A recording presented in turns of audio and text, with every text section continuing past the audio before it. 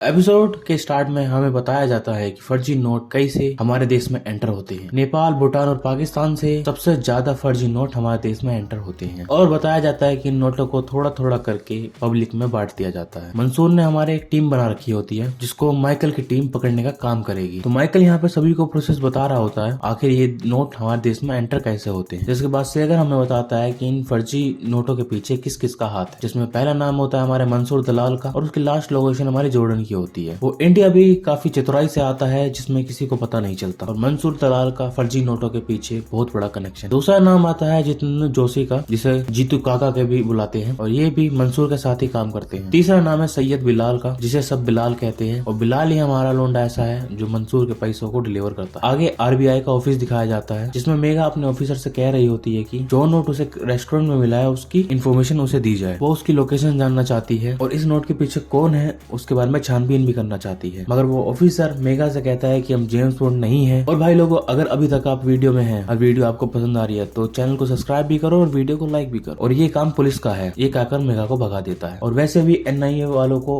उन्होंने इस नोट के बारे में बता दिया है, वो लोग इस नोट के बारे में पता कर लेंगे। आगे एविडेंस रूम में हम माइकल को देखते हैं। उस एविडेंस रूम में वो 2000 के नोट रखे होते हैं जो इन्होंने काठमांडू से पकड़े होते हैं। और हमारे माइकल चाचा उन नोटों में से ढेर सारे नोट अपने साथ ले जाता है जांच के नाम पर और उनसे 2 आईफोन खरीदता है। एक आईफोन देता है अपने सहपाठी को और दूसरा आईफोन देता है अपने बेटे को बर्थडे गिफ्ट। जिसके अगले सीन में हम सन्नी और फिरोज को देखते हैं जो कि क्लब में आए हुए थे। दरअसल आज उनसे सूरत के एक MP डील करने वाले हैं और ये डील कोई छोटी मोटी डील नहीं होने वाली है, पूरे 20 करोड़ रुपए की डील होगी और ये पैसा 2 हफ्तों में चाहिए होगा। इसके लिए हमारे सन्नी और फिरोज दोनों हाँ भर देते हैं और इन 20 करोड़ को सन्नी और फिरोज को ही लेकर जाना होगा, MLA के लोग उसको लेने नहीं है। 2 हफ्ते में 2 करोड़ रुपए बनाना एक बहुत बड़ा हाल हुआ था। साथ ही इनके पास पेपर भी खत्म हो चुके हैं और ये बार बार फैक्ट्री जाके पेपर नहीं चुरा सकते। जिसके बाद हम माइकल को देखते हैं अपने बेटे को आईफोन देते हुए, वो भी उसने उन्हीं नकली नोटों से खरीदा था। और हमें पता चलता है कि हमारा माइकल अपनी पत्नी से बिल्कुल नहीं बनती है और बात अब यहाँ पे डिवोर्स तक की आ गई है। बस ये लोग जैसे तैसे करके समय काट रहे हैं। मेगा अपने ऑफिसर के पास जाती है और उन्हें बताती है कि वो माइकल की टीम में भर्ती हो चुकी है, इसलिए वो कुछ दिन की लीव लेगी। अगले सीन में हम देखते हैं चाचू और फिरोज एक बूढ़ा आदमी को एक दफ्तर में आए होते हैं जहाँ पे वो बूढ़े आदमी का पहचान पत्र बनवाने के लिए गए थे। दरअसल वो लोग इस एजेंसी के द्वारा पेपर चाहते थे, इसलिए वो खुद की अपनी एजेंसी खोल देते हैं और उन्हें लाइसेंस भी मिल चुका होता है। अब एजेंसी तो खुल चुकी थी, अब उन्हें काम करने के लिए वहाँ पे कोई लड़की की जरूरत थी, जिसके लिए वो काफी लड़कियों का इंटरव्यू लेते हैं और उन्हें एक लड़की पसंद आ जाती है क्योंकि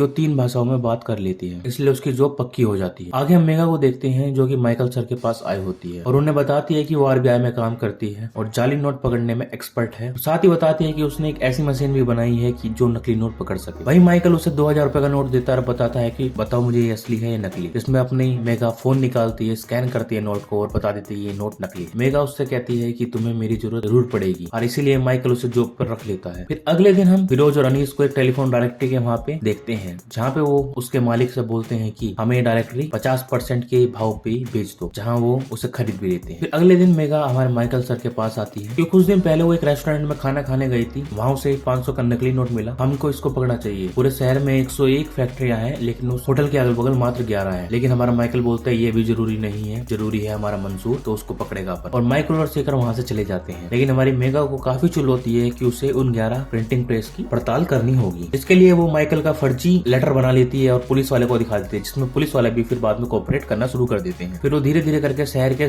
सारे प्रिंटिंग प्रेस वालों पे छापा मारना शुरू कर देते हैं और रास्ते में उन्हें क्रांति पत्रिका भी मिलती है, इसलिए वो उस जगह पे जाने लगते हैं। और यहाँ हमारे दूसरी तरफ सन्नी और फिरोज बिना किसी टेंशन के नोट छापना शुरू कर देते हैं। लेकिन थोड़ी ही देर के बाद चाचू को मालूम पड़ता है कि पुलिस दरवाजे आगे खड़ी है, तो तुरंत ही सन्नी को बता देते हैं। और जब सन्नी को ये बात पता चलती है तो तुरंत ही खिड़की पे जाता है और उन लोगों को देखते हैं। उन लोगों को ऐसा लग रहा था कि फैक्ट्री को बंद देख के यहाँ से चले जाएंगे, लेकिन मामला तो कुछ और ही था। ये तो फैक्ट्री के अंदर घुसने को तैयार थे। मशीन भी आवाज कर रही थी लेकिन ये लोग मशीन को बंद नहीं कर सकते क्योंकि इन्होंने मशीन बंद की तो बहुत बड़े बंडल का नुकसान हो जाएगा। 15 मिनट में वो बंडल पूरी तरह से छपके तैयार हो जाएगा। तभी चाचू के पास उन पुलिस वालों का कॉल आता है तो चाचू उनका ध्यान बटाने के लिए बाहर चले जाते हैं। इस पे पुलिस वाले कहते हैं कि इस फैक्ट्री को खोल जल्द। तभी हमारे चाचू बोलते हैं कि मैं इसका मालिक नहीं हूँ तो मैं इसकी परमिशन नहीं दे सकता। लेकिन तभी मेगा नोटिस करते हैं कि अंदर मशीन चल रही है। अब इसे देखकर तो इनको अंदर जाना और भी ज्यादा जरूरी हो जाता है, इसलिए शटर को खुलवाया जाता है और वो लोग अंदर जाके चेक करना शुरू करते हैं। फैक्ट्री के अंदर ही फिरोज और सन्नी सारे नोटों वाले को पेपर को लेकर एक रूम में छिपे होते हैं। लेकिन मेगा यहाँ पर कुछ कटिंग के टुकड़े देखती है। साथ ही वहीं पे एक बॉक्स भी था जहाँ पे बेकार नोट पड़े हुए थे और मेगा उस नोट के धीरे धीरे पीछे जाना शुरू करती है। और साथ ही अब मेगा के पीछे भी सन्नी को देख पाते हैं, जिसके हाथ में एक स्पिनर होता है और वो बस मेगा को मारने ही वाला। तभी वहाँ पे मेगा के पास फोन आता है, हमारे माइकल कार बोलता है कि तुमने मेरा परमिशन लेटर झूठी से कैसे बनाया। और वहीं पुलिस वाले को भी एएसपी का फोन आता है, तो वो वहाँ से चले जाते हैं। जैसे ही वो लोग जाते हैं वैसे सन्नी, फिरोज और चाचू के